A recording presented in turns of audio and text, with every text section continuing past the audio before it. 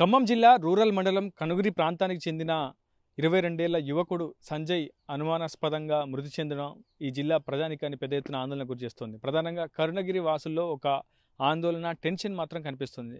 అయితే సంజయ్ చివరిగా అతని ద్విచక్ర వాహనం ఇదే ఎన్ఎస్పి కెనాల్ కట్టపైన లభ్యమైనట్లు ఆయన కుటుంబ సభ్యులు, సహచరులు చెప్తున్నారు.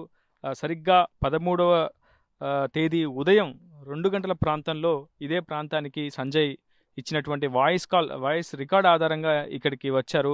తాను చివరిగా ఎన్ఎస్పి కెనాల్ కట్ట మీద ఉన్నట్లు తన సోదరుడు జ్ఞానసాయికి సంజయ్ చివరాఖరిగా ఒక వాయిస్ కాల్ మెసేజ్ పంపడంతో దాని ఆధారంగా ఇక్కడికి వచ్చినటువంటి కుటుంబ సభ్యులు సరిగ్గా ఎన్ఎస్పి కెనాల్ కట్టపైనే ద్విచక్ర వాహనాన్ని సంజయ్ వినియోగించినటువంటి ద్విచక్ర వాహనాన్ని స్వాధీనం చేసుకున్నారు.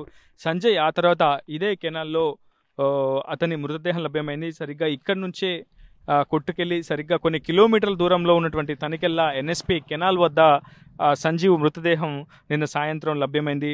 పోలీసులు వెంటనే ఆ మృతదేహాన్ని అక్కడి నుంచి తరలించి పోస్ట్మార్టం నిమిత్తం ప్రభుత్వ ఆసుపత్రికి తరలించారు. ప్రస్తుతం సంజీవ్ అంత్యక్రియలకు ఏర్పాట్లు జరుగుతున్నాయి. ప్రస్తుతం నేనున్నాను ఎన్ఎస్పి కెనాల్ కట్ట మీద. ఈ ఎన్ఎస్పి కెనాల్ కట్ట అనేది అటు దానవాయిగూడెం, అదేవిధంగా ఇటు పోలేపల్లి పంచాయతీకి మధ్యలో ఉన్నటువంటి ఎన్ఎస్పి క్యాంప్ కెనాల్ వద్ద మనం ప్రస్తుతం ఉన్నాం. మీరు చూడొచ్చు కూడా ఈ కెనాల్ ఇలా వెళ్తూ అక్కడ దానవాయిగూడెంకి కనెక్ట్ అవుతుంది. సో దానవాయిగూడెంతో పాటు పోలేపల్లి గ్రామ పంచాయతీ మధ్యలో ఈ కెనాల్ ఉంటుంది. సరిగ్గా ఈ ప్రాంతమే.